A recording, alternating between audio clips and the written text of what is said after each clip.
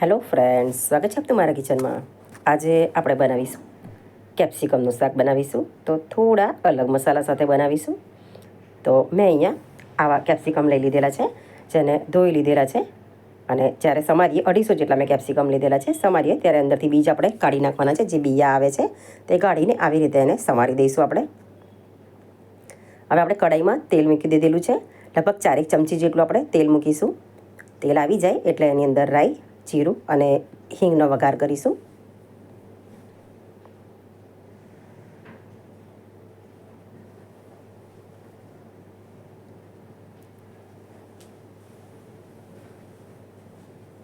પછી આપણે તેની અંદર મીઠા લીમડાના પાન અને એક લીલું મરચું સમારીને નાખી દઈશું. કેપ્સિકમ મરચાં આમ તો મોળા જ હોય છે, એટલે આપણે એક જ લીલું મરચું આવી રીતે મોટા મોટા 4 ટુકડા કરીને નાખી દઈશું. અને પછી કેપ્સિકમ આવી રીતે અંદર ઉમેરીશું.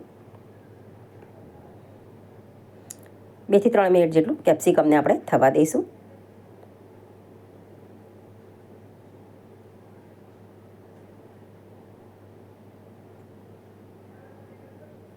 કેપ્સિકમ 3-4 મિનિટ થઈ જાય એટલે આપણે સિંગદાણા આવે 3-4 ચમચી જેટલા સિંગદાણા આપણે ડાયરેક્ટ વાટીને લઈ લઈશું. શેકવાની જરૂર નથી. અંદર આપણે શાકમાં નાખીશું એટલે શેકાઈ જ જશે.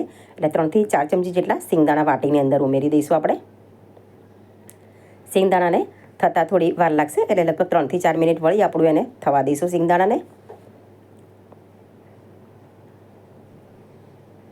થોડી વાર પછી આપણે તેની અંદર 1 ચમચી જેટલા તલ પણ ઉમેરીશું.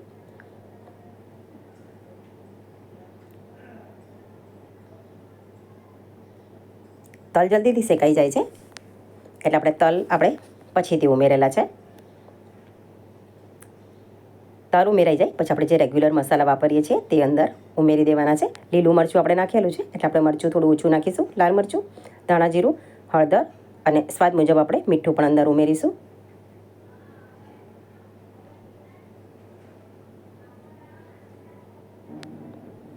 હું અહીંયા ગરમ મસાલો નથી ઉમેરતી. તમારે જો ઉમેરવો હોય તો તમે ઉમેરી શકો છો. મરચાંની તાસીર આમ તો થોડી તીખી જ હોય છે, એટલે ગરમ મસાલો નહીં પણ ઉમેરો તો પણ આ શાક એકદમ ટેસ્ટી લાગશે. મસાલો ઉમેર્યા પછી આવી રીતે એને મિક્સ કરી અને 2 થી 3 મિનિટ એને રહેવા દઈશું. એટલે બરાબર મસાલો અંદર ભળી જાય શાકની અંદર. 2 થી 3 મિનિટ થઈ જાય એટલે આપણે લગભગ 2 ચમચી કે 3 ચમચી આપણે અંદર ચણાનો લોટ અંદર ઉમેરી દઈશું. ચણા લોટ ચાળીને લેવાનો એટલે અંદર ગઠ્ઠા નહીં પડે. ચણાનો લોટ નાખ્યા પછી આવી રીતે એને હલાવી દઈશું. બરાબર મિક્સ થઈ જાય એટલે ગેસની ફ્લેમ એકદમ ધીમી રાખી અને એને લગભગ 5-1 મિનિટ જેટલું થવા દઈશું.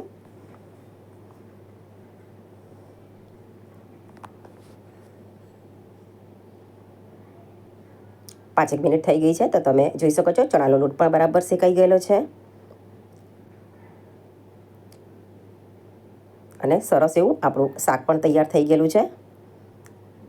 મેં અહીંયા કોથમીર મારી પાસે ન હતી એટલે મેં કોથમીર નથી એડ કરી. તમારી પાસે હોય તો તમે નાખી શકો છો. તો તમને જો મારી રેસીપી પસંદ આવી હોય તો મારી ચેનલને લાઈક, શેર, સબસ્ક્રાઈબ કરશો. Thanks for watching.